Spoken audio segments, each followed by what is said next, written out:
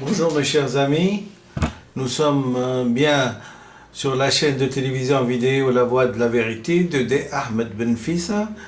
Nous sommes donc le 1er mars 2012, il est 9h25 et je m'apprête donc à émettre une vidéo à partir de la Tunisie pour essayer de toucher le plus grand nombre possible dans le monde. Bonjour mes chers amis, c'est par cette belle journée du 1er mars 2012 en Tunisie où le beau temps reprend ses droits que je vais me faire un plaisir d'émettre à partir de mon bureau. La lecture du 32e chapitre de M. Mao Tse-tung, La culture et l'art. Et chemin faisant, et fidèle à mon maître Mao, je ne peux me défaire du réflexe de penser à tous les paysans qui vont au travail, à tous les ouvriers qui vont au travail, et bien sûr que je me dis, plus il y aura de gens qui suivront ces vidéos, plus certaines personnes finiront par réfléchir sur l'existence des êtres humains. Plus et fatalement, le problème du choix politique de leur pays se posera à eux. Et plus une étude comparative mentale se posera à eux.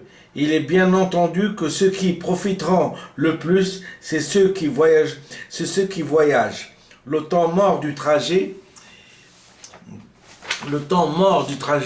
ils l'auront à regarder et voir mes vidéos.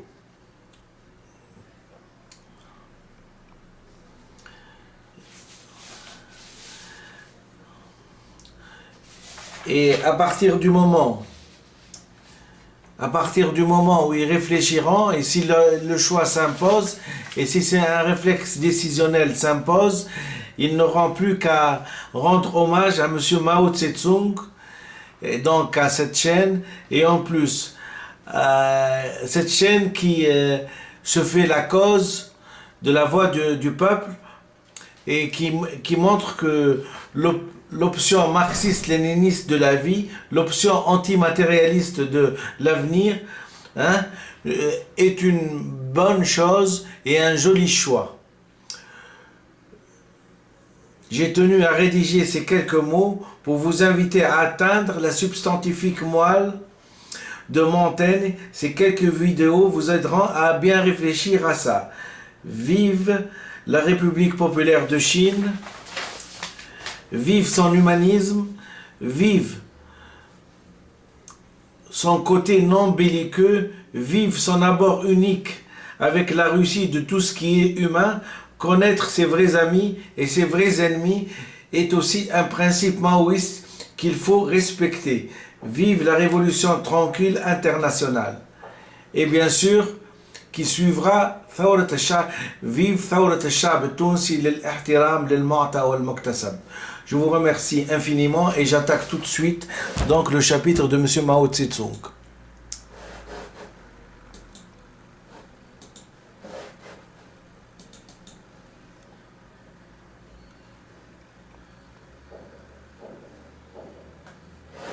Le petit livre rouge de Mao Tse-tung, La culture et l'art, chapitre 32. Lecture par Dr Ben Fissa Ahmed. Vive la République populaire de Chine.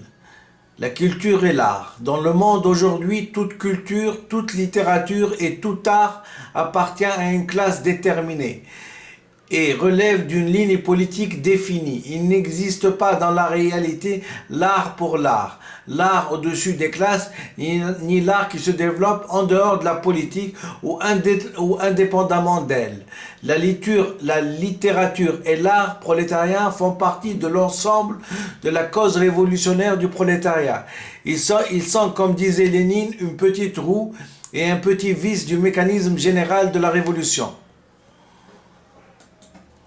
Vive la République populaire de Chine. Intervention aux causeries sur la littérature de l'art à Yénen. Mai 1942, œuvre choisie de Mao Tse-tung, tome 3. La culture révolutionnaire est pour les masses populaires une arme puissante de la révolution. Avant la révolution, elle la prépare idéologiquement, puis dans le front général de la révolution, elle constitue un secteur important, indispensable. La démocratie nouvelle, janvier 1940, œuvre choisie de Mao Tse-tung, tome 2. Notre littérature et notre art servent en même titre la grande masse du peuple. Au premier chef, les ouvriers, les paysans et les soldats. Ils sont créés pour eux et utilisés par eux. Vive la République populaire de Chine. Intervention aux causeries sur la littérature et l'art à Yan'an. Œuvre choisie de Mao Tse-tung, tome 3. Il faut que nos écrivains et nos artistes s'acquittent de cette tâche. Il faut qu'ils abandonnent leur ancienne position et passent graduellement du côté du prolétariat, du côté des ouvriers, des paysans, des soldats, en allant parmi eux, en se jetant au cœur de la lutte pratique, en étudiant le marxisme et la société. C'est seulement ainsi que nous aurons une littérature et un art qui puissent servir réellement les ouvriers, les paysans et les soldats, une littérature et un art authentiquement prolétariens. Vive la République populaire de Chine, œuvre choisie de Mao Tse-tung, tome 3. Il faut en sorte que la littérature et l'art s'intègrent parfaitement dans le mécanisme général de la révolution, qu'ils deviennent une arme puissante pour unir et éduquer le peuple, pour frapper et anéantir l'ennemi, et qu'ils aident le peuple à lutter contre l'ennemi du même cœur et d'une même volonté. Intervention aux causeries sur la littérature et l'art à Yan'an, mai 1942, œuvre choisie de Mao Tse-tung, tome 3.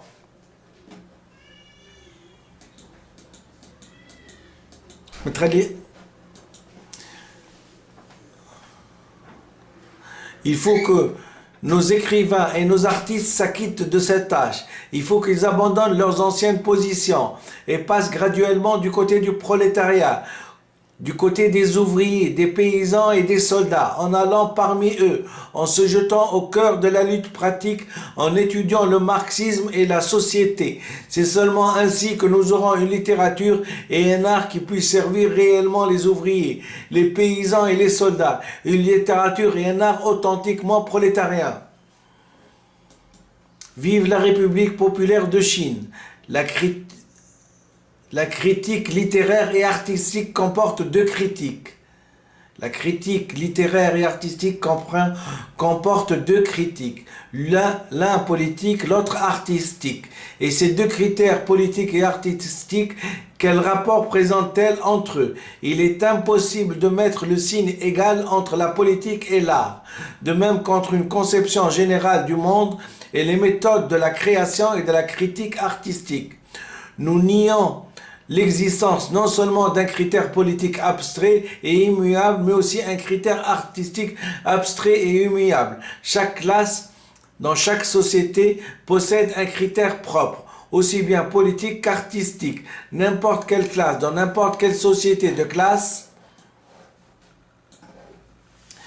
mais le critère politique est à la première place et le critère artistique à la seconde. Quant à nous, nous exigeons l'unité de la politique et de l'art, l'unité du contenu et de la forme, l'unité du contenu politique révolutionnaire et d'une forme artistique aussi parfaite que possible. Les œuvres qui manquent de valeur artistique, quelle quel que soit au point de vue politique, reste inefficace. C'est pourquoi nous sommes à la fois contre les œuvres d'art et nous sommes à la fois contre les œuvres d'art exprimant des vues politiques erronées et contre la tendance à produire des œuvres au style de slogans et d'affiches, où les vues politiques sont justes mais qui manquent de force d'expression artistique.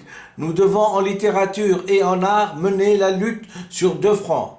Intervention aux causeries sur la littérature et l'art à Yan'an. Mai 1942, œuvre choisie de Mao Tse-tung, tome 3. La politique.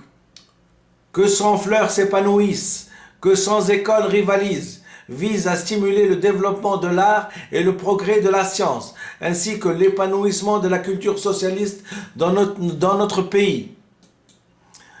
Dans les arts, formes différentes et styles différents peuvent se développer librement. Et dans la science, les écoles différentes s'affrontent librement. Il serait, à notre avis, préjudiciable au développement de l'art et de la science de recourir aux mesures administratives pour imposer tel style ou telle école et interdire tel autre style ou telle école. Le vrai et le faux en art et en science est une question qui doit être résolue par la libre discussion dans les milieux artistiques et scientifiques, par la pratique de l'art et de la science, et non par des méthodes simplistes.